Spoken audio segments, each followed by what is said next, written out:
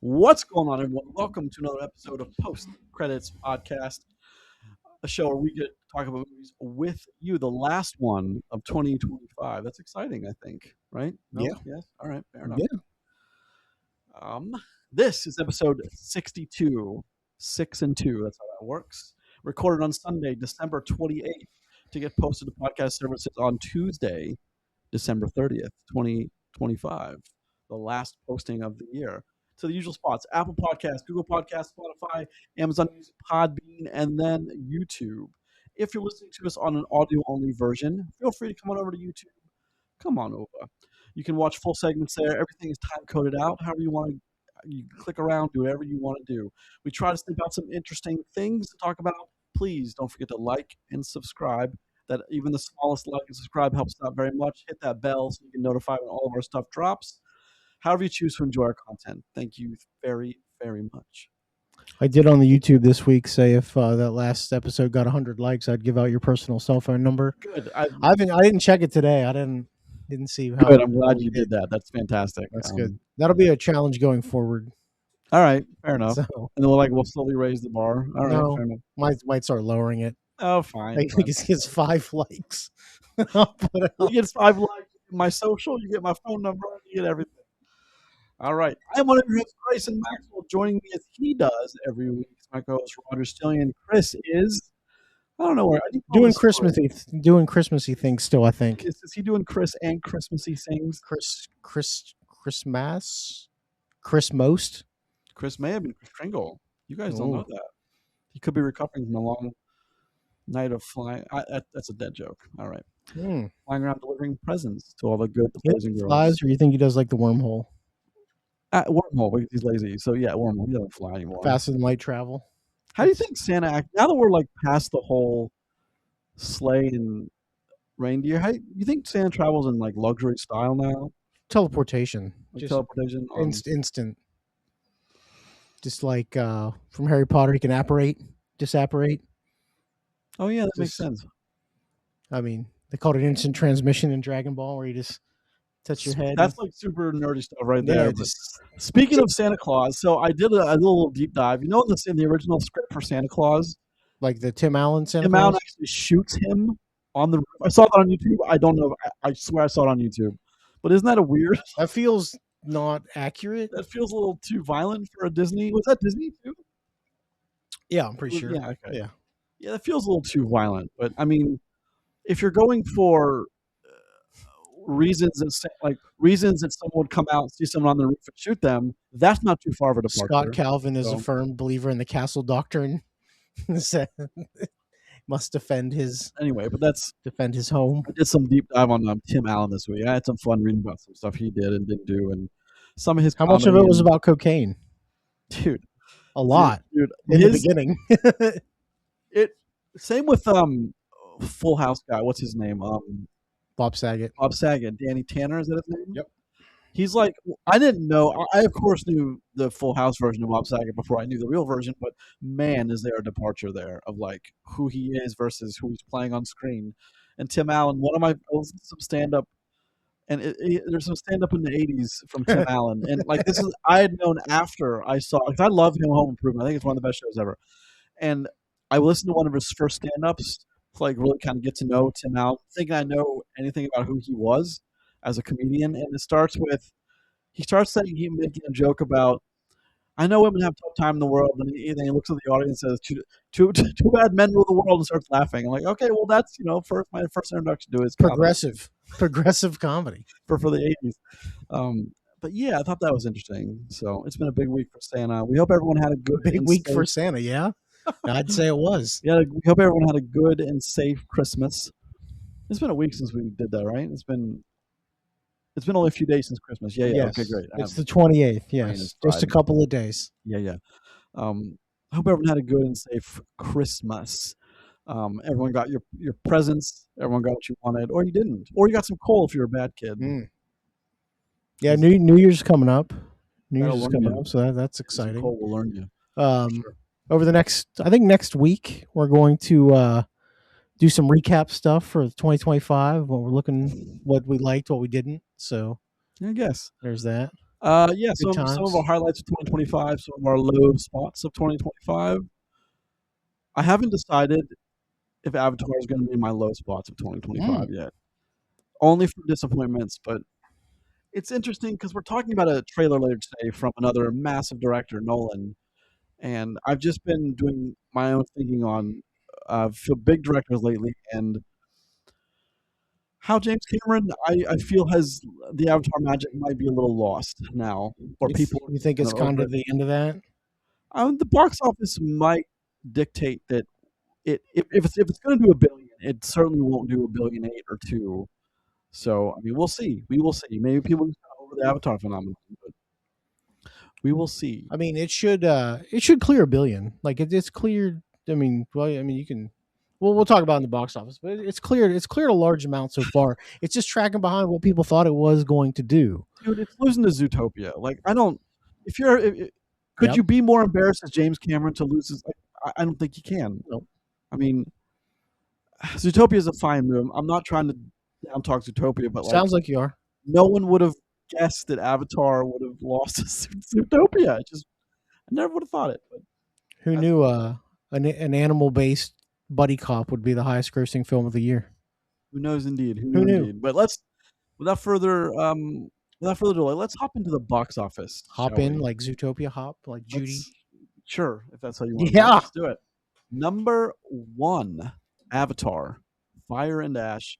Another tool. What was it? Another 62. 64, 64. I'm not used to my computer being down. I'm used to being elevated so I can Mm. see it, but I can't do that right now. So Yeah, Grayson's 64 back in million. studio, so like I I can am. I can touch his face. See All right. that? Can we, See can we that? keep that to a minimum? Nope. So number 62 for a worldwide of 760. For after 2 weeks, that's okay, I guess. I mean that's a fine It's number. a good number, but not for James Cameron. You It's think not. Five Nights at Freddy's wouldn't have loved that? I think any movie that's not Avatar would have loved that for sure. Mm. Number two, Zootopia, 20 million for a worldwide of 1.4. So the domestic box office in Zootopia is 321. So the international was just over the billion mark, Yep. 1.09 billion. It should end the year at the highest. I think that's the most successful movie of the year, right? Really? I think That so. one? Okay. I mean, you say that like 1.4 is a small number. Well, I don't. I just So like if it's not, it's got to be top two. top two or three. Yeah, absolutely. Yeah. We'll get to that in an end of the year discussion. But Marty Supreme, 15.6 million for a worldwide of 28. It's doing better than I thought it would, but still not. It does not break any record or anything. Making some money. Number four, The Housemaid, 15.4 million for a worldwide of 46. Did all right for itself. Anaconda, a very disappointing 14.6 for a worldwide of 43. I think 43 is okay. I just don't think it was a number I was expecting, given who's in it, given the trailer, given the cast. I think people are sleeping on movies. I think Anaconda is probably one of them, but that's just my personal opinion. Which Nah, will I don't keep think to so. myself Yep. after I set it to online. Oh yeah, it's millions. A billion. I think. Okay. Mm-mm. Yes, sir. So that's the box. Let's do 6 through 10 really quick. Sure. Man, I'm off my game. 6 through 10. Let's talk about it. We got number 6, David. Number 7, SpongeBob movie, The Search for SquarePants. Wow, what a bomb that was. I think that has to be a disappointing thing for Paramount. Honestly, only 55 million. I think they expected more than that. But isn't the whole thing on SpongeBob kind of? Is SpongeBob still relevant today? They're still making movies. It's still on Nickelodeon 154 times a day. I guess. But number 8, Song Sung Blue. That's just did a very disappointing 12. I would have lost that bet too. I don't know what it is. Wicked for Good, number 9. Number 10, Five Nights at Freddy's 2, which has done a very decent worldwide of 220. So that's, good for it. Good for it. I'm happy for it's done that kind of money, for sure. Let's move the show ahead a little bit. Let's talk about a trailer. Okay. What trailer? I want to talk about the new Odyssey trailer. I didn't even know there was some beef about a helmet that looks 3D printed, and people are apparently upset by that. Is that a thing? That's a real thing. That's a real thing. I mean, I think I don't think it's the helmet per se that they're mad about. I think it's because a lot of the other stuff in the trailer looks very like period correct or close. And then you have this just awesome. I think it looks awesome, but does. it looks totally out of place. It right? just it looks like it's from a not a Nolan I mean, it looks film. like it's from a video game. Yeah, it really does. Like, I maxed out some cosmetics and I bought the super sweet black helmet with the gold spine attached to it. Yeah, it's a little weird. Yeah. It's a little kind of out of Nolan's range for me.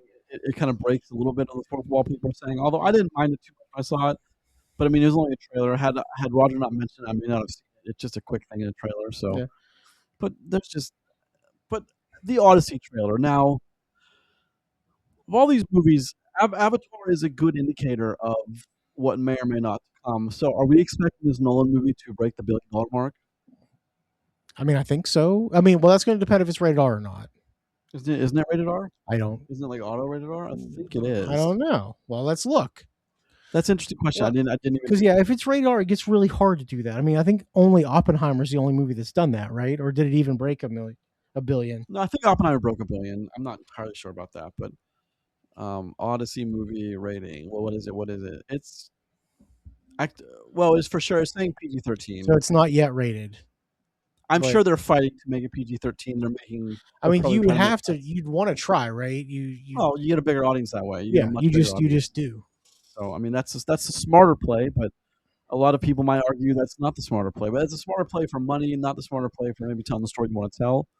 I mean, you just got to cut some stuff out, maybe. Who knows? I mean, how long you think this movie is?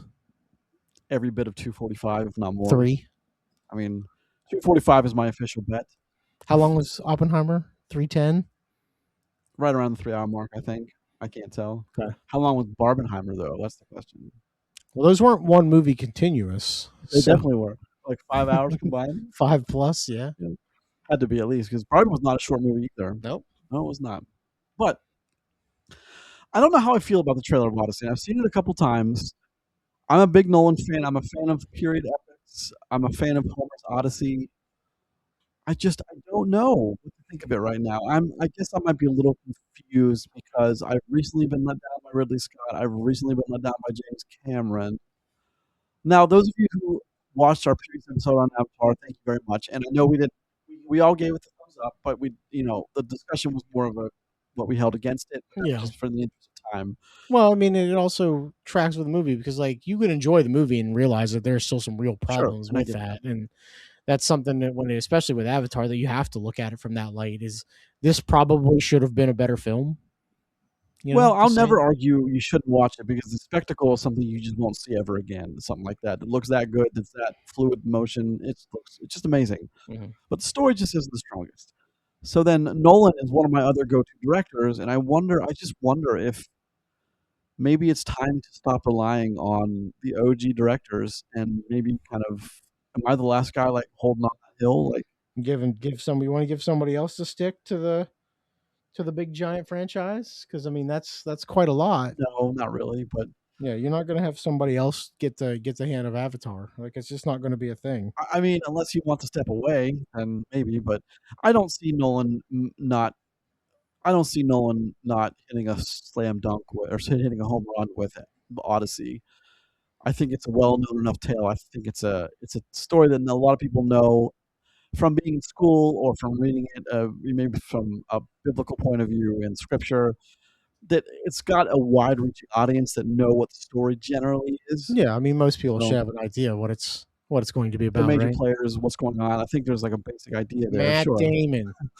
By the way, do you like his they make him look older with that salt and pepper beard? I mean, I don't think it makes him look older. That's probably just the color that his beard grows in at this point. It's fair. He's not I mean, nothing against Matt Damon. I love him. He's not exactly a young buck anymore. He's not Private Ryan anymore. No, sure not.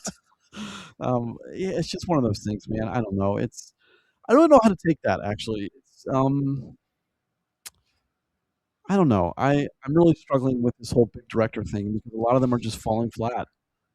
And it's breaking my heart because I've put pretty much everything into them as far as like faith in movies. It's like I know they can do no wrong and they've done wrong. It's just I get glad. Denis Villeneuve still standing tall for us.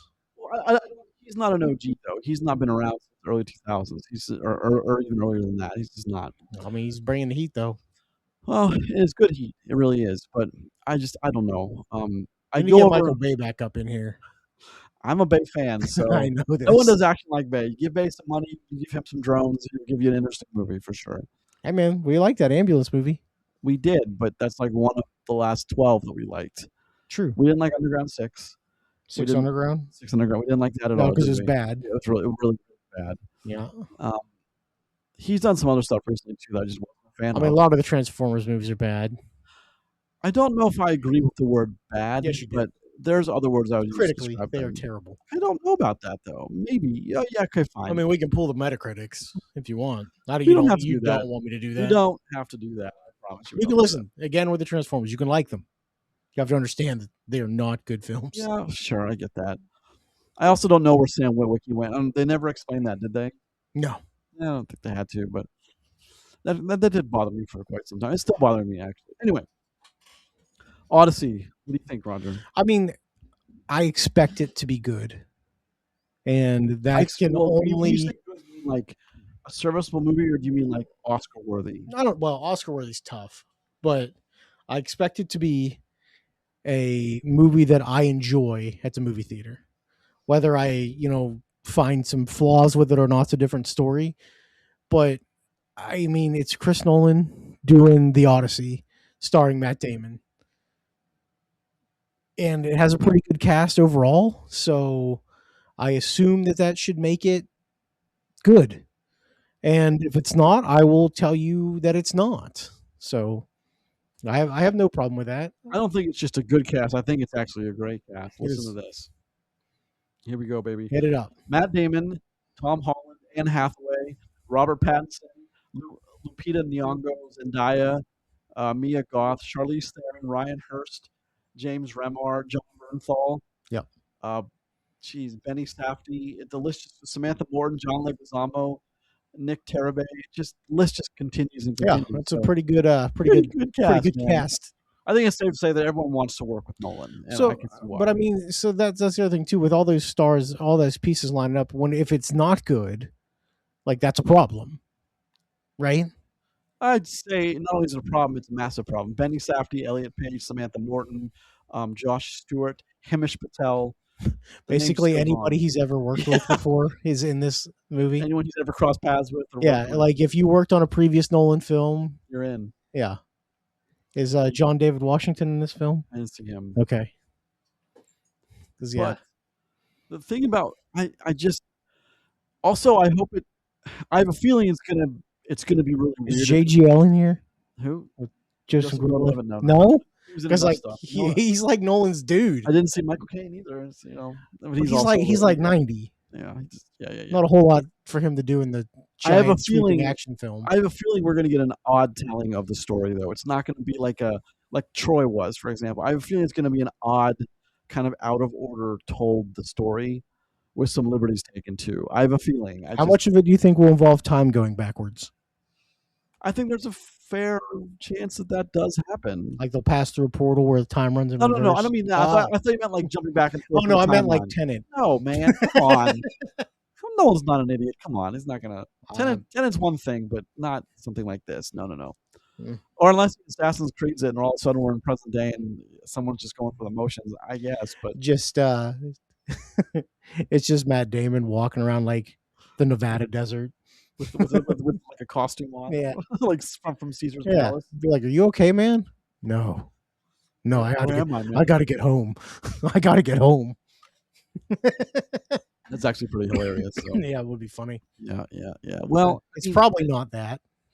I hope not that. We don't know because that would suck. And I imagine it was like $250 plus budget wise. So I imagine it was. Oh yeah, well I'm sure we'll dig deep into that budget later. It was shot exclusively with IMAX cameras too. At least I thought I read. So that is not cheap. And I imagine you'd have several on standby just in case. And that is the rental are not cheap. So. Nolan, I hope your movie does not flop. I hope it makes billions and billions. I hope every movie makes billions. Well, no, that's not true.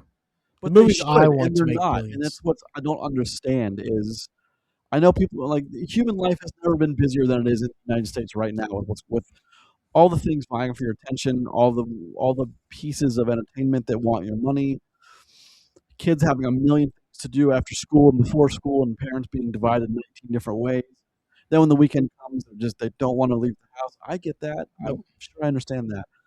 I just movies need your patronage, so I hope you Yes. decide to watch them. Go to the theater and watch a moving picture show. A moving picture show. That's how Roger says that. Yes. Anyway, let's I guess the thing for Odyssey is with the newest trailer, we get a little more insight into the story. I just hope it's a good, well told story. But Nolan's giving me no reason to think it won't be. No, So, I mean, story has never been the problem for Nolan. So no, it's never. He's a pretty solid filmmaker, like the most solid filmmaker I think alive right now. So wait till they give him the reins to Terminator. why do you want to hurt me? Why do you? Although that wouldn't be. I think it'd be good. I Would think you it could be rather? good. Would you rather he have it or Bay have it? Oh God. What Or do you think? Bay already had it with Transformers 2. Remember that female Transformer that Yeah. was like a Terminator? Yeah. I guess he already had it. Yeah. No. And then that same year, Terminator had a Transformer in it. Terminator Salvation had those massive Transformers like machines. I do remember So that. they kind of like gave and took from each other. Mm. I think Nolan would probably make the better movie, Yeah. but Bay could surprise you. I mean, No, he no, couldn't. No. I mean he could. It give would us- surprise me if he made a good movie. Yes. Wow, shots A fired. good Terminator movie, anyway. I mean, Bay arguably has one of the best action films of all time in The Rock, Sure, that's fine. and I won't hear. That was in any- 1996. You know what I just watched? Buddy, that this was week? 30 years ago. I just watched this week is Face Off. Yeah. Gonna take How his face was it on? How was it on review? review. You watched it again for the. Oh, sure, I sure. assume you haven't watched I it in don't a know, like while. some weird streaming service that. No, yeah. No, it's been a while. I'm a big fan of those very stylized mid to late '90s John Woo films that are, but some of those action sequences, Not good. like I don't. Do you remember the scene when they're in the room with the mirrors? First of all, why are there mirrors like that in that room? You don't have one of those in your house, It's man. like a circular. Yeah, you don't have one of those. No, Where you there's live? ones on each side of the mirror, and then they have a little, they talk and talk and talk, and then Travolta says, "All right, Plan B, we just kill each other," and then they're both leaning against the mirror, back to the mirror, talking to each other, and then they both like like twirl out Mhm. and point their guns at the mirror while there's 15 different cuts of that happening. Yeah. And then they start shooting, and you see each of them tilt to the left or tilt to the right. Bullets miss, and then Nick Cage, for some reason, instead of just go to the ground, he like flips to the ground Hmm. and then flips over again and takes more shots. I just So you're That's- saying it was awesome? Is that what I'm hearing? It was rad as hell. we always talk on this show about how would you pitch a crazy movie? How in the world did Face Off get pitched? Let Not me only ask did you it get pitched, like it was successful, right? that. Or at least someone's like, I know a guy who can do that and do it justice. Yes, it's hear me out. Hear me out. We take their faces off, and then the people in the picture room are like, "Yeah." Okay. And then We switch them. what comes next? We switch them. Oh, Jesus. So I also read That's so good. You know the original pairing for that. Do you know what the first choice for that was? No. You ready for this? Okay. Arnold Oh, and God. Sylvester Stallone. But then they would have had to talk like the other one, because that's what they do in Face Off. How would you have done that? My accent is so terrible. That's my Arnold, by the and way. I have questions. So I guess I never noticed these three impossible miracles at once that happen. Hmm. Nick Cage comes out of a coma, which he wouldn't have. His face is off. He wouldn't have come out of a coma. Why would he just come out of a coma? Why It's a total normal medical thing to have happen. Why randomly would he just come out of a coma when the Walsh Institute worth billions, where this was done? He's supposed to be an expert. And was there a dog coming down to see us? Nope. Okay. So Nick Cage wakes up, and then no one knows he's awake. This is the second miracle. And the third miracle is he finds the people that know that the Travolta character switched, so then he can infiltrate and talked to the brother of Castor Troy Pollux to find out where the bomb was, and he burns the only 3 people that know what happened. How in the world would you find out who knew about what? Magic. Well, fine, but that's the 3 impossible things that happen right in a row. And then after that, there's 5 or 6 or maybe 100 that happen Well, so I after. wonder, yeah, like you've narrowed down to 3 impossible things that happen in Face Off. And then his escape from that high maximum security prison. Impossible. I But mean, if you really go back and relook at a bunch of the late 80s through early 2000s action films, most of them wild. are absurd. Yeah. Like the circumstances that have to involve, like one of the most believable movies that occurred during that time is like Jackass, because at least you know that shit was real. Jackass was 2002, so yeah, early 2000s. yeah, I guess. Yeah. But that was Face Off was 95 and The Rock was 96. And that was the next year for Nick Cage. So, and then the next year for Travolta was Phenomenon, one of my favorite movies of all time. Yeah, for him it was what, Pulp Fiction, Face Off, and Phenomenon. I think it was in that order. I think so. Was Pulp Fiction 94? 94. Oh wow, it's a good trio for John Travolta. Yeah. Jeez. And now he does weird Grease Lightning Target commercial. Or wait, does he? I saw one. On stream. One of them was in front of the movie that I watched that, for Avatar last week. Like the full 1 minute commercial of him singing. Travolta did an Avatar. It was Target a Christmas Target. I think it's Target, but where he's Santa Claus for the sleigh. Maybe it's not Target, but it's a current commercial, and he sings like Grease Lightning, but it's Santa Claus and Christmas, and I hated it so much. My goodness, so much. Yeah, I bet you got paid, boy. I bet you got. I mean, good for him, sure, but it doesn't mean that I have to like it. No, it does not. But anyway, that's Face Off was wild movie. But I love the 90s. The 90s is my favorite decade by far of films. It's just what they got going on in the 90s was so special to me. And then the very early, maybe first 3 or 4 years in the 2000s, like that's all kind of lumped in with me, is like the best era of cinema for me anyway. The most impressionable era for me. Anyway, you have any final thoughts on Face Off before we move on? No, I do not have any more thoughts on Face Off. Wild movie. So we should start doing, just pick out some random 90s action movie and talk about it for 5 minutes and see how batshit crazy it actually is. I mean, don't get started on Broken Arrow, another impossible movie where they detonate a nuke in the middle of Oklahoma and they're like, the brass inside the rocks would have melted and we're protected. There's butterflies. It's fine. Remember that? There wouldn't be butterflies. That's Christian Slater, dog. He was one of my 90s. Like, I love that guy. Jesus Christ. That movie's also wildly not okay. That's John Woo also. Is it? I think so. John Woo? I think so. Yeah. Another John Woo movie, but yeah. One day we'll talk about that Kevin Costner Robin Hood film. I actually like it, but it's bad. It has problems. Anyway, it's not good. Roger, let's take a sidestep. It's your week for a movie recommendation. It is, and I picked a banger. Dune Part 2, baby. Sticking with the riding that Chalamet train right to the Messiah. Indeed you are, my friend. Indeed you are. Dune Part 2. I thought about going with Dune Part 1, but I think Part 2 is it's a little bit more action heavy. So a lot more large scale set pieces. Yeah, I think so. That is 2024. Written and directed Denis Villeneuve. There's other writers on it, but he's the main one. Mm-hmm. It's his baby. Timothée Chalamet, Zendaya, Javier Bardem, Rebecca Ferguson, Josh Brolin, Austin Butler, Dave Bautista, Leah Sudol, Christopher Walken, Florence Pugh, Stellan Skarsgård. I forgot who was in this movie. Wow. There's a lot of people in this movie. Yeah, that's a big deal. Dune Part 2 is a very, as far as Chalamet is concerned, it's a very different kind of. Marty Supreme is not reserved at all. He says what he wants to say, and he then deals with it, or it doesn't. Or he doesn't. Paul Atreides is very calculated. He's very careful in what he does. Political mastermind, Paul Atreides. Yeah, that's very different kind of Timothée Chalamet acting scale you have there. But yeah, that's all the more impressive, I guess, right? Yeah, I think so.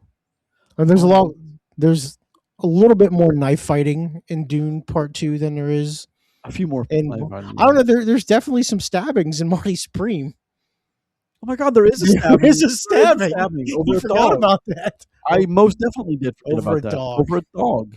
Yeah. Yeah. That did happen. Yeah.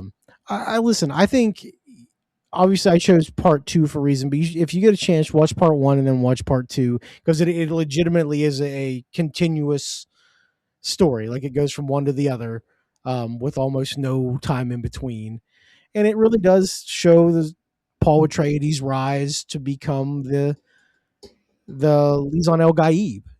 Become the leader of Arrakis and conquering the sandworm and learning their ways and still being the Duke, the son of the Duke, and maintaining some very political savviness. And I think it's great. Hell, there's an entire sequence on the Harkonnen homeworld where it's like black and white because of how their sun is, and we get to see like ink-based fireworks, and it's awesome. So I I think that movie's perfect. It's like 2.5 hours, and it's basically nonstop, beat to beat to beat, and it's great. 10 out of 10, 10 movie. It is. It very much. Well, yes, I can see an argument for 9 or 8, but I myself would have to go either 9.9 or 10. I'll give it 10 because I'm not a coward. Visually, But that's right. Don't be a coward. I'll be a coward. I think Dune Part 2 and the first one, they're just magnificent. And we're supposed to be getting Part 3. They say next year. I don't believe it. I wouldn't believe it either. I think it'll be 2027. But the thing is, they're going to have to veer wildly off the books now because Dune is about to get real weird. Like if they do anything past 3, because that goes directly into Dune Messiah, which is, if you've read Dune, you know how that works out. It is totally political, and he's the leader of the entire planet basically as they go out to fight other worlds. And past that though, like the people become like sandworm hybrids and live for like 3,500 years, things like that. I don't think that's going to translate to film very well. So just That's a little weird. just something to think about. That's a little weird. If that's how serious I'm about Dune. It gets real weird. I'm happy with just Dune Part 3 and just wrap it all up. That's his trilogy. Villeneuve's Dune part Dune. That's his Dark Knight trilogy. Just let it go. I don't want to go further into the Dune stuff, but there's a show. Do you like the show? What show? Isn't there a Dune show on Warner Brothers? No idea. I thought there was. Speaking of, I watched Welcome to Derry. The It thing? Yeah, that's pretty good too. We should probably talk about that at the beginning of the episode. But no, I've never seen it. it. I thought there was a Dune show. Wasn't that? Oh, talking about TV for 30 seconds. How about for the first time in my life, I started watching Stranger Things. And I'd never seen it before, ever. And I'm a couple episodes into the first season. 1 and season 2. I haven't gone further. It's fine. Are you going to finish it all the way to 5? Probably. Well, I mean, I can't commit to like 60 episodes right now, but I can commit to a season at a time. Okay, fair. So, yeah. Gotcha. I mean, through the first half of the first season, it's interesting at least. Well, I hear the end is not so good though. It's a big thing for Netflix. It's the Yeah. biggest thing ever. So Yeah, we'll see how they take it. 40 million an episode at the end, baby. All right, That's so much money. back to Timothée Chalamet and Dune Part 2. Dune Part 2 is awesome. If you've not seen that, you should check that out. That's the one on HBO Max. It's on Max. Yep. It's on Max for however long, and I think it's on Max forever because it's a Warner. It is Warner property. It's a Warner property. So if you have Max, man. You have so much value on Max as far as franchises are concerned. You have so much to watch there. Dune, you have all the Conjurings, you have the Harry Potter, Lord of the Rings, and probably a dozen other things I've not remembered. One thing that I love on Max is well, I mean, it's fine. I'm a documentary guy, and their sports documentaries, the Inside, the NFL, like Hard Knocks things, they're all there, like all of them, like for like the last 15 or 20 years. So you can go back and watch them, and I think they're great. They do them weekly. They do a little bit different now than they used to. They used to just do one in training camp, and now they do it throughout the season with certain teams. So I think it's pretty cool. So if you're a sports person, absolutely check that out. Why not? That's what you're into. If you have Max, check it out. Yeah. It's value, baby. Value. High production value. Let's move over to another discussion before we hop into Marty Supreme, though. The expanded discussion for this week, I think, is appropriate. Timothée Chalamet. Big time Timmy Jim. How good is he really? I think the question can now be asked. And I guess we tapped in a little bit about not only does he kill it in Marty Supreme, Yep. but in Dune, a very different main character protagonist, almost polar opposite of Marty Supreme, and he also does that very, very well. Okay, But yeah. can you do me a favor, bring up his filmography if you can, You sir. want Timothée Chalamet, I think, he is tippy top of the where would you like me to pull his filmography from? The one I pulled up earlier? IMDb. All There we right. go. Don't mess around with that. All right. Go to the bottom. Go Oh. to his Xbox 360 controllers commercials. Too many ads on this now. Yeah, there are. Go see all. All right, Timothée Chalamet. All the way down. All the way down, man. Well, we're not going to go past. No, because he's in these. So just go down, go down, go down. Okay. We'll talk about the Law and Order episode he was in. No, in okay. So 2009. go up to. Thank you. Go up to. I guess the first one that really makes. What would be the first Interstellar? Would Interstellar. Be like, that's what that was I would his say. first major. I actually just saw something about this. I read something that he thought after Interstellar that was going to be his breakout role, and it wasn't. He wasn't getting offers. He wasn't getting agent calls, and he thought it was going to be. It took a little longer. So then we got Interstellar in 2014, and then Love the Coopers. He was Charlie in 2015.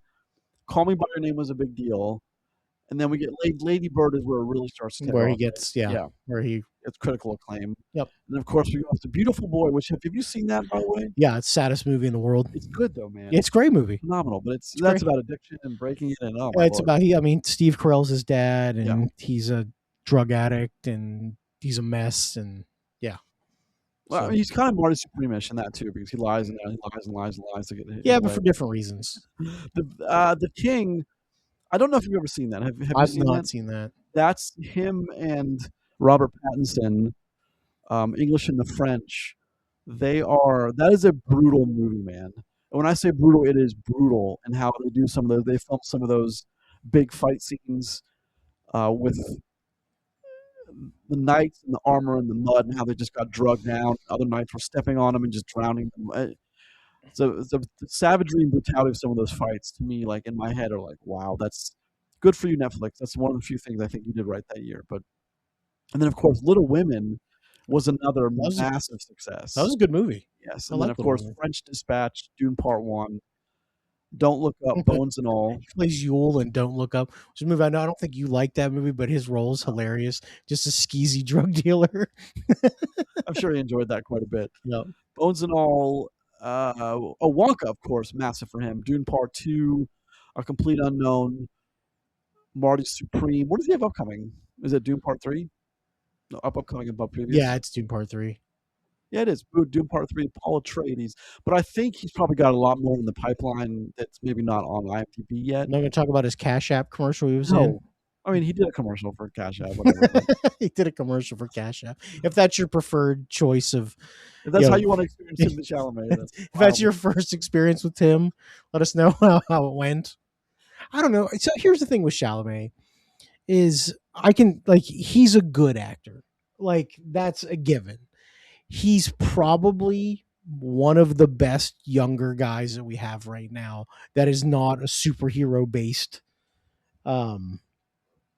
actor, right? I'd say that's true. The range that he brings to certain things, like he can play any role pretty much.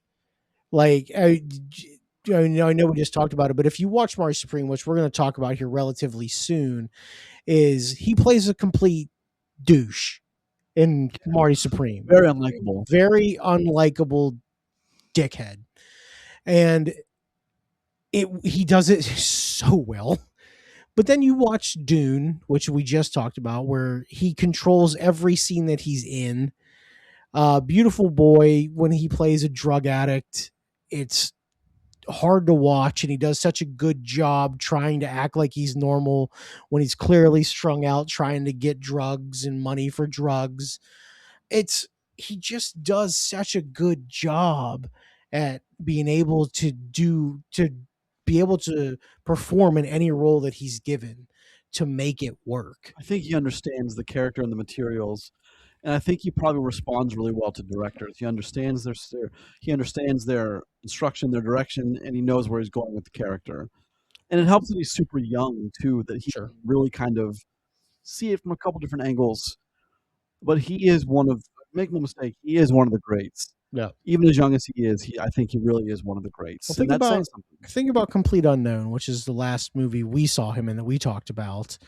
Bobby D, right? Bob Dylan, which is like, I could care less about Bob Dylan's music. Just not a shot, trying to pick a fight with anybody here, but honestly, I just don't care.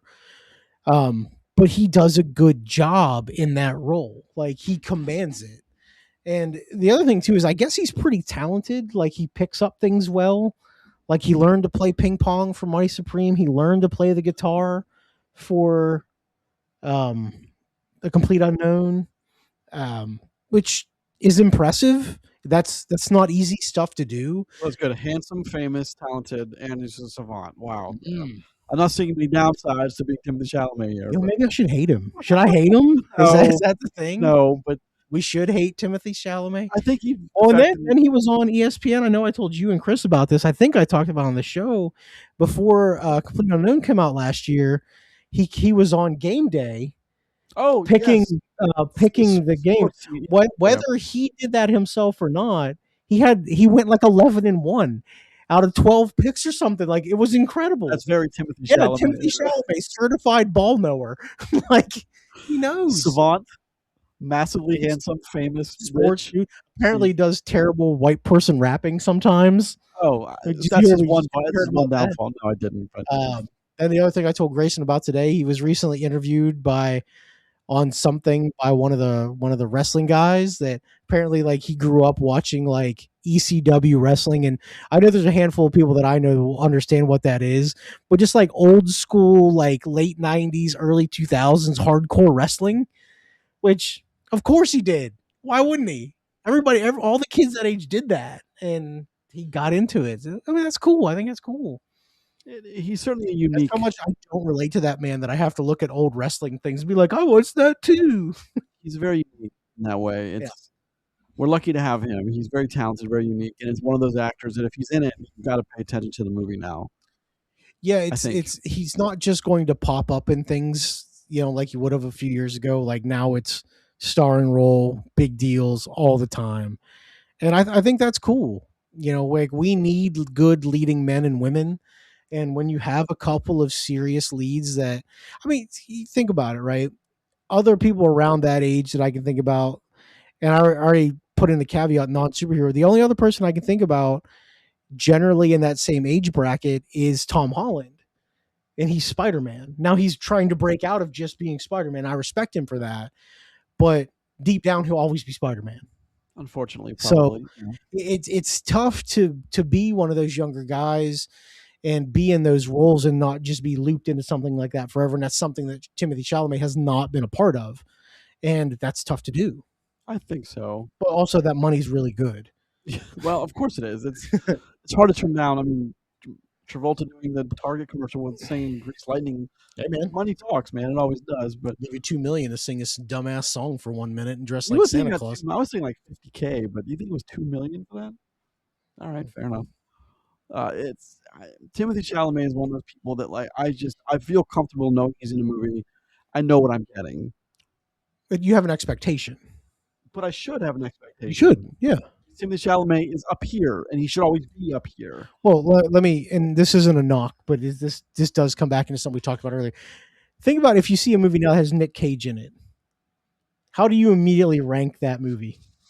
You know exactly what I mean, though. You automatically assume if you're watching a movie that we're at this day and age where Nick Cage is a star, how high do you expect that movie to go?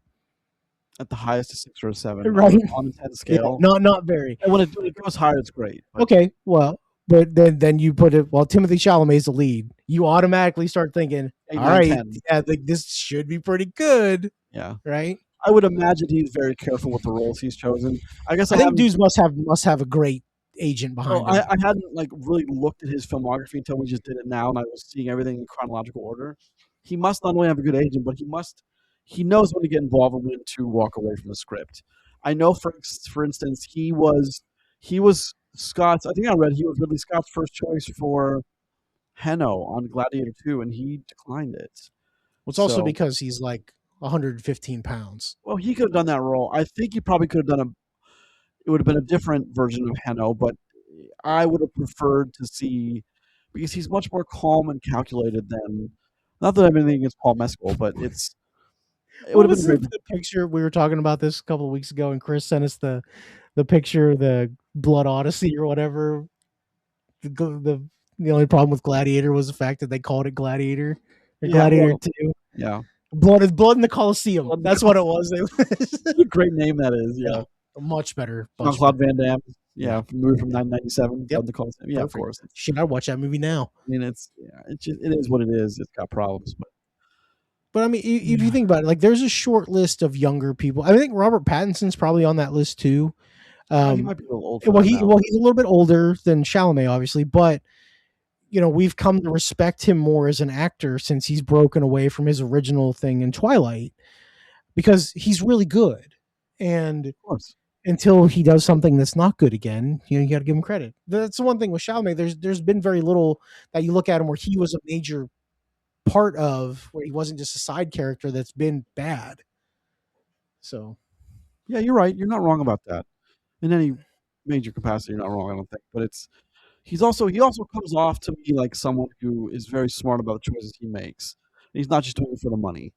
He's Marty Supreme, I think, is a fine example of that, and we'll get into that in just 1 second here. well, I mean, Marty Supreme is a type of movie where it's got to be for Oscar stuff, right? It's got to be for critical stuff.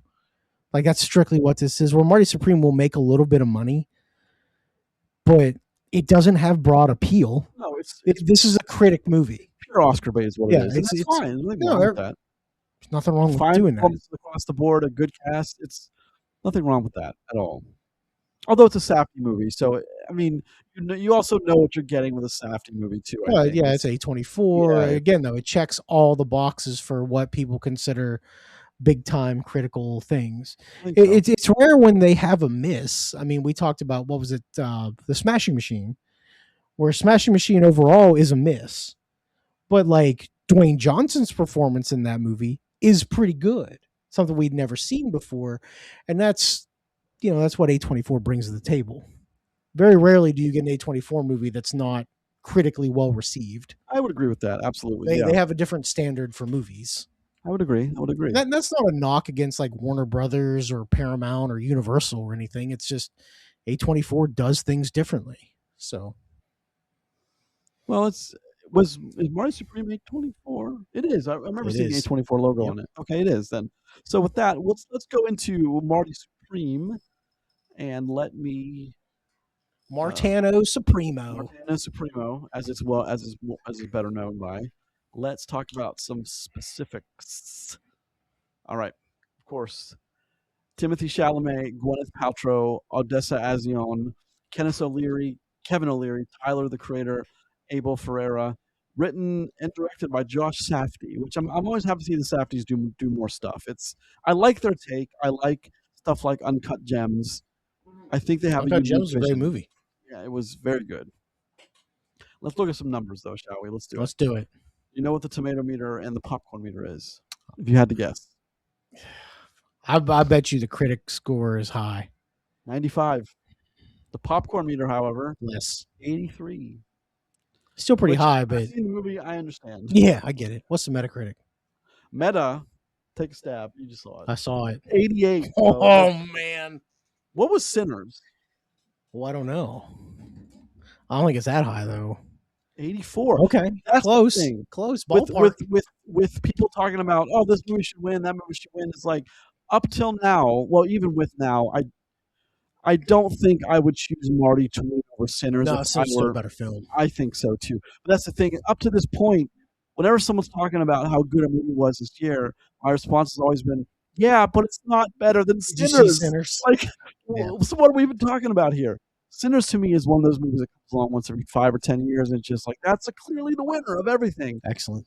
But Marty Supreme is good though. Let's talk about it. Highest budget they've ever had for an A24 movie.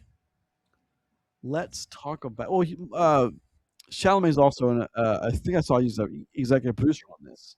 So maybe they're more comfortable doing that, knowing he was Maybe. part of it. Let's talk about it now. You want to bring us into the thumbs up, thumbs down? Yeah, sure. And 3, 2, 1, go. I don't think there's any. I don't see someone watching this. Well, no, I do see someone watching this and saying they didn't like it, but separating your dislike from the quality of the film, those are two very different things in this instance. So Yeah, I think so. What Grayson said is not something we normally bring up on the show. The role that Timothée Chalamet plays in Marty Mauser, or Marty Supreme himself, is he is a colossal douche. he's a dirtbag. He's like complete scumbag, and like he does very little in this movie that makes him likable at all, and it's kind of like the one thing is Marty's the bad guy in everything, right? Well, It's kind of like the Breaking Bad paradox where you're cheering, you're cheering for the guy that is the bad guy, causing all the havoc. Yeah, he's the bad guy. Marty, I don't listen. Bad guy's not necessarily the right word for Marty, but he's not a good person. Morally conflicted. Yeah, he's an idiot at some time. Like he's the smartest dumb person you've ever met. He's one of those kind of people. Well, he manipulates. He has no accountability. He manipulates every situation to get what he wants. He's a narcissist on levels that I've never seen narcissism before. Which is saying a lot. There's a point in this movie where he is clearly the father of a child to a woman who is very pregnant, and she's telling him, "Hey, I need your support now. We need to work on this." And he turns around and says, "I don't want this to sound bad, but I have a purpose. You don't." He's like, "You won't understand that you don't have a purpose, but I do. I'm not going to settle. Go home. Go home and raise this baby." Like, no, I think most men would get stabbed at that Go back to her husband, by the way, because she's married. I think most men at that point would just get stabbed right in the neck by the woman with a knife. Yeah, when somebody else does get stabbed in this movie. But that's like the level of narcissism we're dealing with here, and it's there even to a point. And we'll come back to the beginning of the film. Even to the point where when there's a moment in the end where there's somewhat the movie's asking you to like him again, I still can't. I mean, that's just might be they personally. present at the end of this movie, they present an opportunity for him for some form of redemption. And while he succeeds, it's still super like Jesus. You know, you watch and you're like, oh man, like really? He's really a turd, man. He really. I mean, I'm not really a word I use on the show, but he really is a turd. Like it's a good term here. So the story of Marty Supreme is interesting, right? So Marty is a guy in his early 20s. I think he says he's 23 in this movie, and he's working at a shoe store, you know, making some money in New York, and he's a table tennis player. He's a ping pong hustler. He makes good money, but like 50s. So here's the thing with it too. It's not just that he's a good hustler, like he's an elite player, like elite level, like world championship caliber ping pong player, table tennis. I guess they call it both in this movie. And you know, we see him run his daily life. He's running like 4 scams at a time to make as much money as possible. And he ends up in where are they at? London. They're in London. And then Japan. In London, he competes for a world title in London.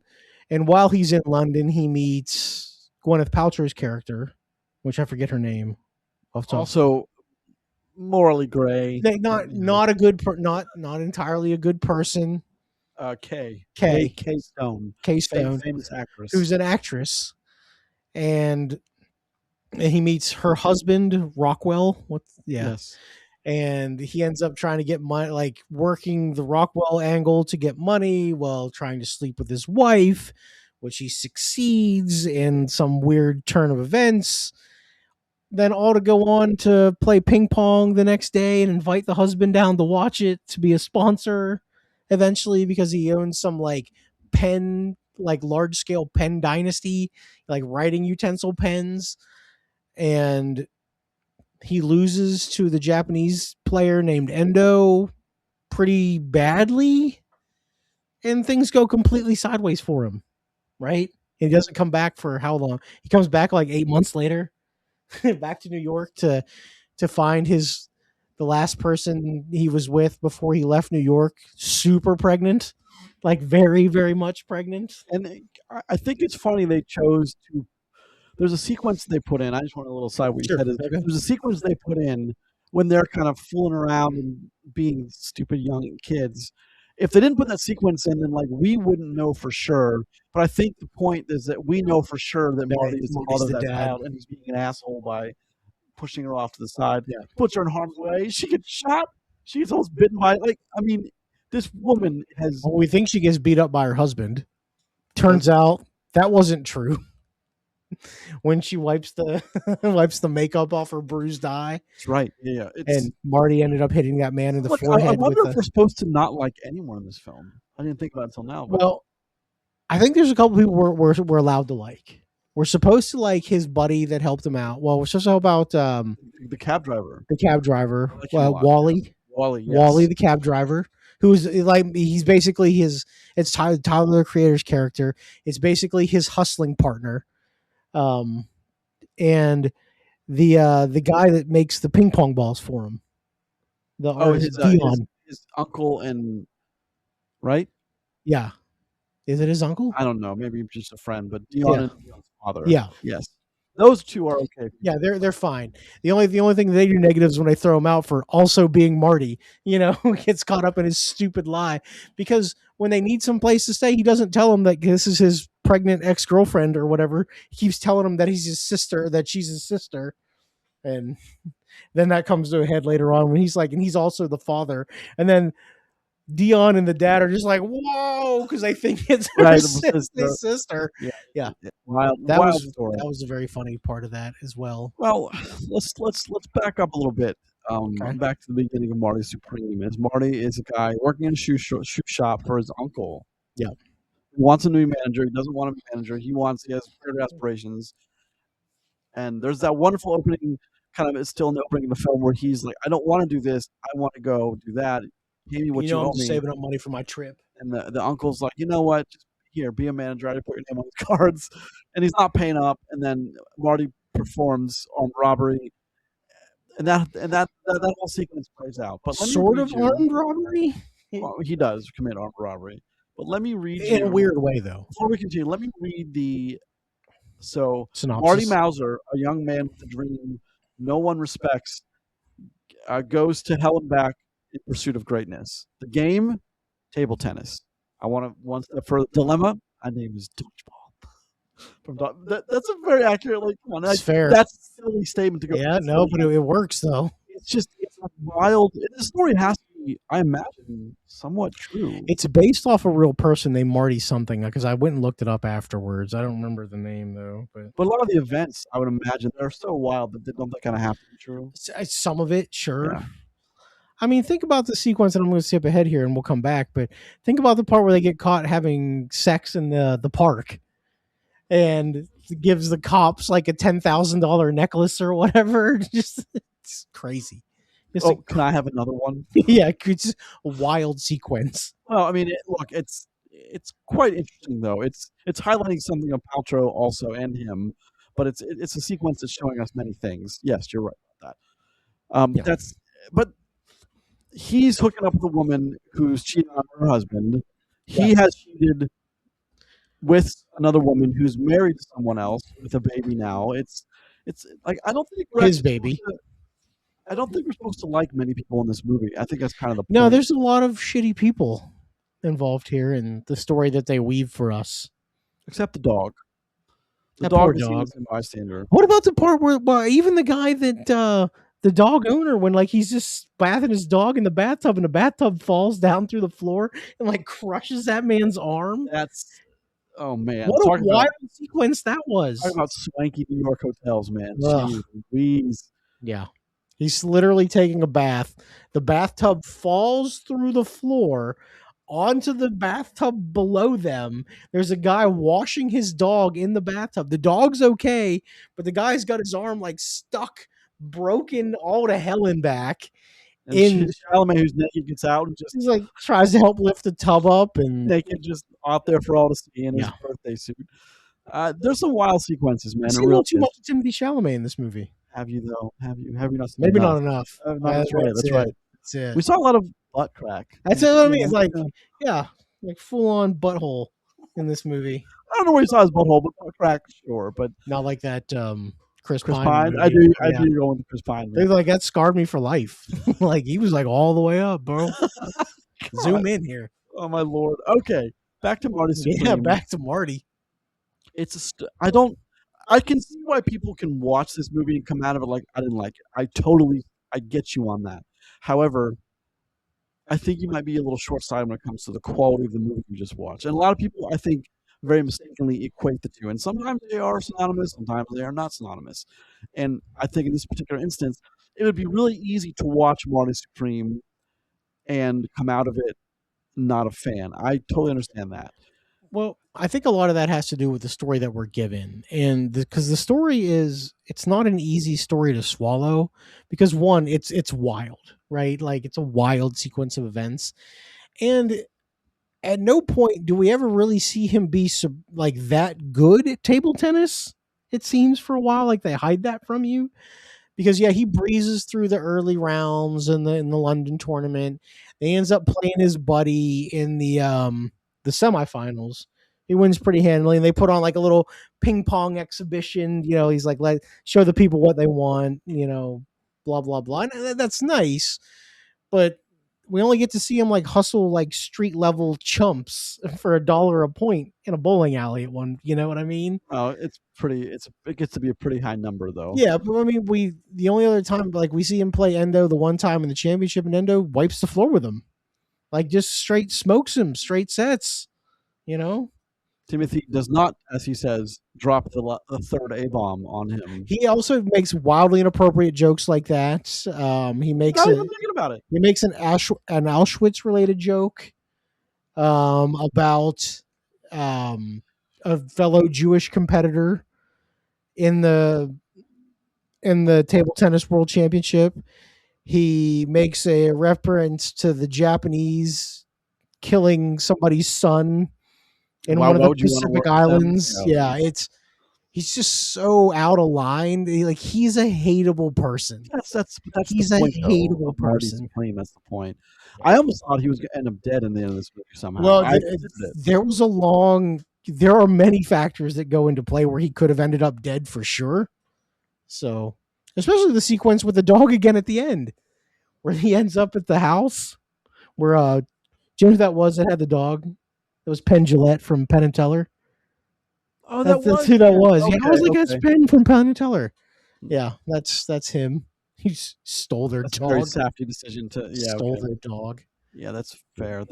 I get that. That's so. With reference to Timothée Chalamet, though, it takes a man of, I think, extraordinary talent to play someone like Marty Mauser.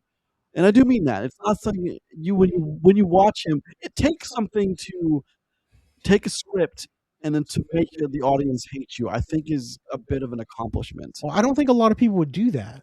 No, I don't think they would choose to do that. Yeah, you wouldn't read that script and be like, why would I want to be this level of a douche? Because like it's a lot. You have to full on want to do something like this to be involved in it. I would agree with that. And Tim, I did see he was listed as a producer, maybe an EP. I'm not quite sure, but I did see him listed up there on some of the executive credits. So this is a role that he really wanted, and for him, that's a good thing, I think, because this is definitely Oscar bait. Will it win anything? I don't know. I would imagine it gets not only several nominations, it'll walk away with one or two things. It's got to get something, right? I mean, it's got to get at least noms, at least nominations. I can see editing. I can see a couple different things. I think the music is an interesting choice in this movie. I would agree. Yeah, 100%. Interesting choice. A lot of modern music in this. Chalamet will be up for best lead. I imagine sure for that too, and that's. I think important because I mean it's Timothée Chalamet. Well, Kim. So let's talk about characters for 1 sec. Let's talk about Rockwell, played by Milton Rockwell. I just looked at his name. Milton Rockwell, played by the guy from Shark Tank. It took me a second to figure. Is it O'Leary or Leary? It's Leary. I think I just Kevin Leary. So like when I'm watching this movie, I'm like, why the hell does this dude look so familiar to me?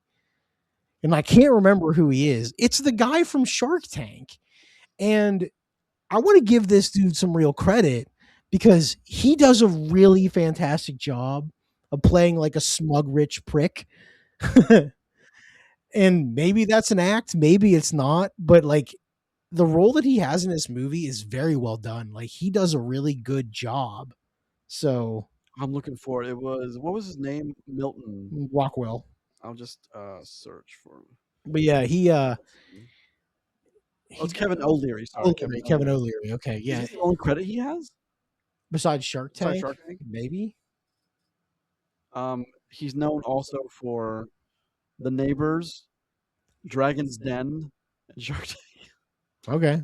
Well, so he's got a couple of other roles. Dr. Ken, Grace, and Frankie as Kevin O'Leary, though. So that's gotta be weird. Maybe Shark Tank related. Oh, he's in the Trailer Park Boys, the animated series. I don't know what's going on there, but yeah, that's kind of cool actually. But that makes sense that he's producing and doing little stuff like that on the side. That would. But yeah, I mean, I think he does a great job. What do you think about that? Yeah, no, It took me because there's a lot of actors in the '90s that like, I guess it could have been had I thought back hard enough. I kept thinking to myself, why is that guy so familiar, and why can't I picture him in another movie like to get who he is? And that's why he's not in a lot of stuff. Shark Tank guy. Yeah, he's with like 9 million episodes of that though. Well, okay, so let's talk about Gwyneth Paltrow for 1 second. Okay, let's talk about her character for a second as the famous actress who is cheating on her husband with Marty. Who, to be honest, I don't think back now. Think back to the script, and you remember that sequence when he was standing on his bed in like his box, like we could see in his boxers and his robe. Yeah, he's being obnoxious. I didn't think he was all that charming, but obviously it was enough to get her to talk to him again. Yep. And then the whole apple in the bowl thing was impressive. It was impressive, sure, but I'm not quite sure it sold me that she was then like, oh yeah, I'm gonna have sex with him. I have been successfully wooed by that man. No, maybe they had to cut time out. Maybe it was editing. Maybe it was whatever. But I like the character. I like the Paltrow character. I wish we'd have gotten more of an arc with her character. I wish we'd have gotten more of a conflictedness within her to show us how Marty was. He just destroyed people as he went over and over again. He kind of just appears and then disappears for a long portion of the movie, and then reappears for like the kind of end sequence with that. I don't know. Like the entire Gwyneth Paltrow Rockwell whole trifecta love triangle-y thing is weird, but I mean it's very much fits into the Marty Supreme world, right? Like, oh, it certainly does. Yeah. So. Of the narcissistic, the self-noted narcissistic, knowingly narcissistic prick that is doing what he's doing simply to get where he needs to go, with no regard of who's hurting along the way. Well, even the fact when like he steals her necklace on purpose, and then he finds out that it's just costume jewelry, not worth anything, and he returns the necklace saying, "I was going to steal this from you, but now I feel conflicted because I care about you and I want to give it back." And she's straight up, she's like, "That's costume jewelry. Or did you already take it and find out it was costume jewelry and now you don't know what to say to me?" Yeah, it's all offended. Yeah, he's like, "How dare you?" Is it? I just want to give it back. I would never. I have too much respect for you. What a bag of shit. And then she goes and gives him a necklace that her husband buys her on their anniversary for now, like 25 year. And then he loses that one to the cops. And then his next question is, Can I get another necklace? It's so awkward and terrible. And she just stares at him and was like, she objects violently and then does it. Fine. It's like, when your stupid friends say something and you're so appalled by it and you're like, what is wrong with you? All right, well, all right, it's fine. Yeah, fine, whatever. Get in the fucking car. Like, I think that was just to show us. Let's get Taco Bell. No. Why? All right, get in the Get car. in the Yeah. car. Yeah. It's exactly how that goes, right? Exactly. Yeah, that's how it 100%. goes. And it's, I mean, you know what buttons to push on who. Everyone knows Yeah. how to push buttons. But I think that's to show us that he must have some weird kind of narcissistic charm that works, because the women in the film in his life kept coming back to him, even though he kept treating them like absolute crap. Well, how about his mom, played by the Fran Drescher, the nanny? Yes. Hadn't seen her in anything for years and years. Wow. So She was a complete puppet for him too. yeah. Whatever. Well, I think she was a manipulator, and that's where he learned to be a manipulator. Course. Because the whole time we see her for the beginning of this movie, she's trying to get him to come home because she's sick and needs to go to the hospital. And he was just like, well, if you really need to go to the hospital, you would have called for an ambulance instead of called for me to try to get off of work to come back home. And yeah, Everyone's playing everyone.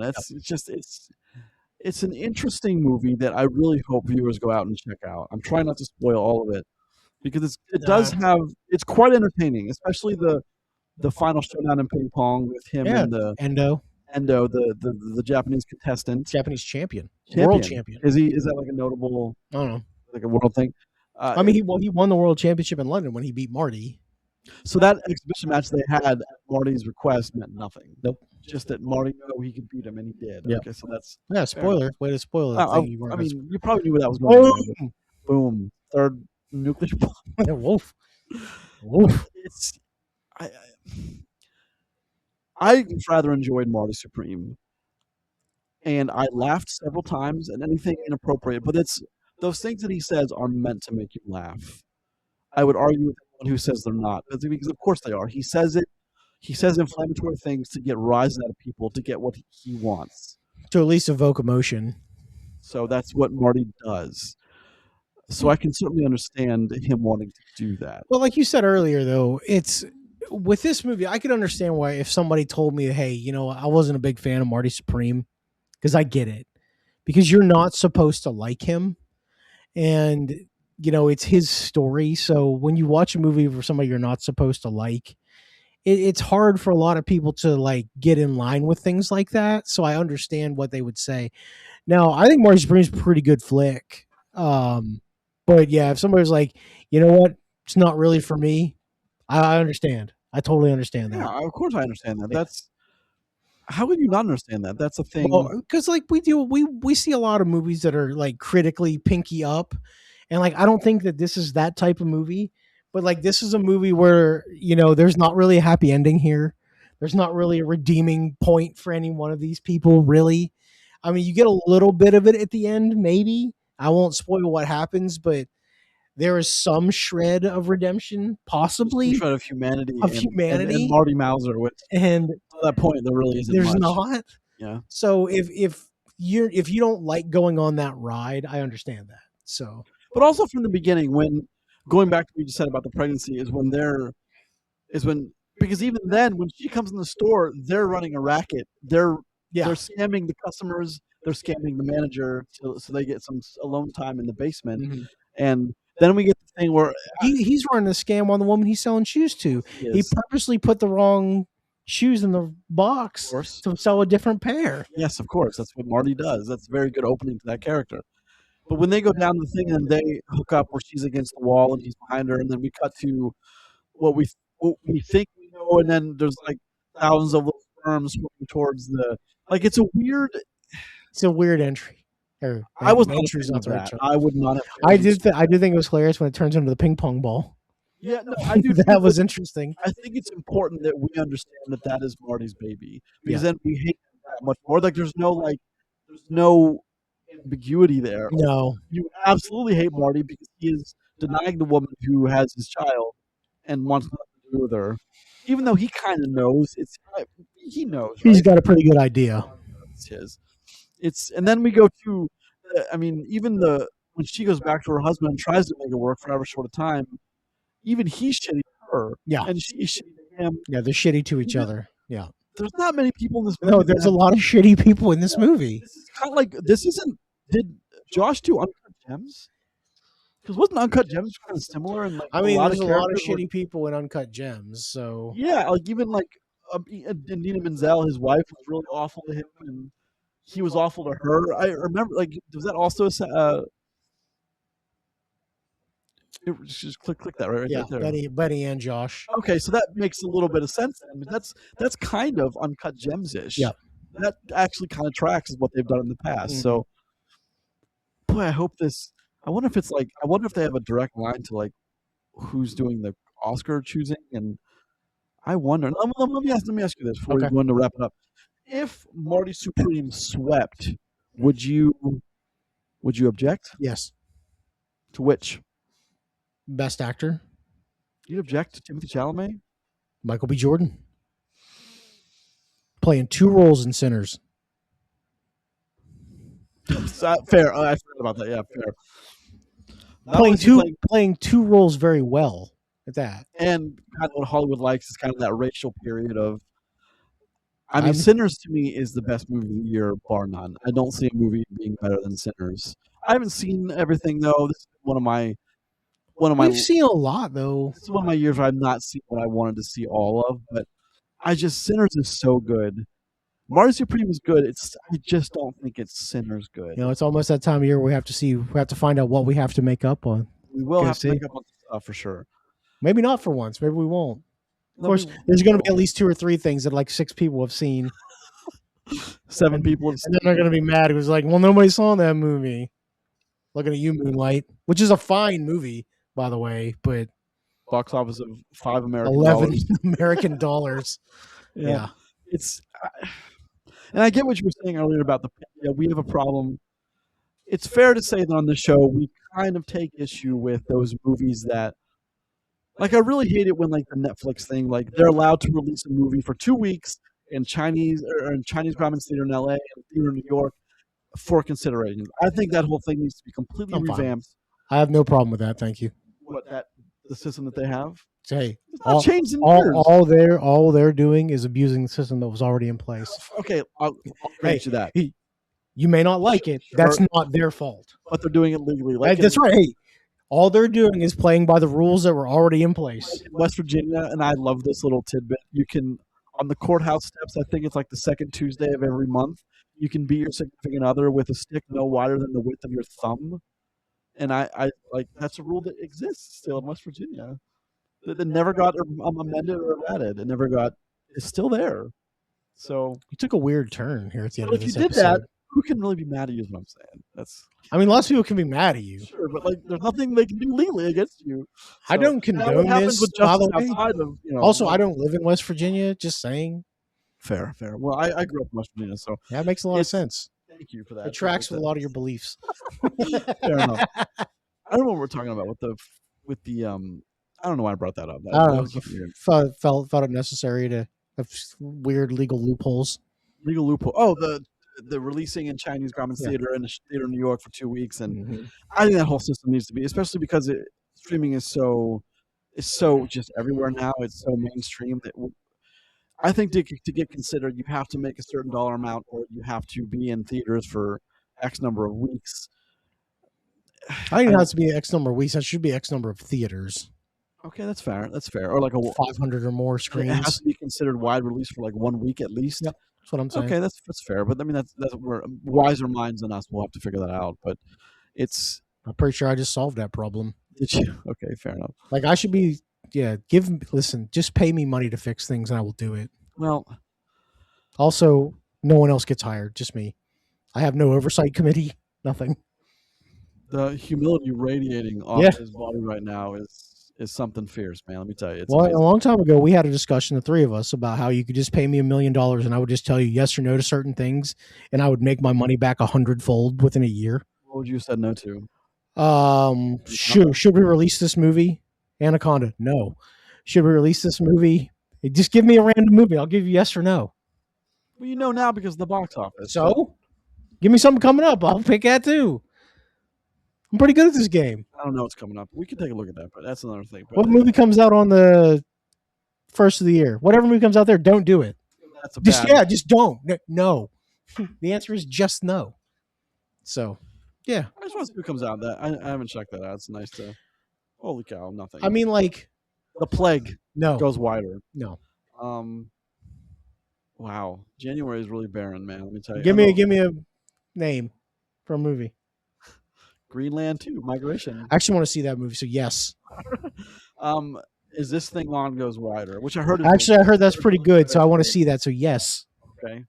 Primate, the one with the monkey killing all the people in the No, house. Christ, no. That's gonna make money though. Yeah, but still, it's going to be a bad film. Charlie the Wonder Dog. No. Fuck you know no. what it is? No, who cares? It's Oh, called Charlie the Wonder Dog. I don't give a shit. It's fair. What about 20 years later, The Bone Temple? I'm conflicted. Why are you about what? Because I watched the end of the last 28 years that's later. Fair. Fair enough.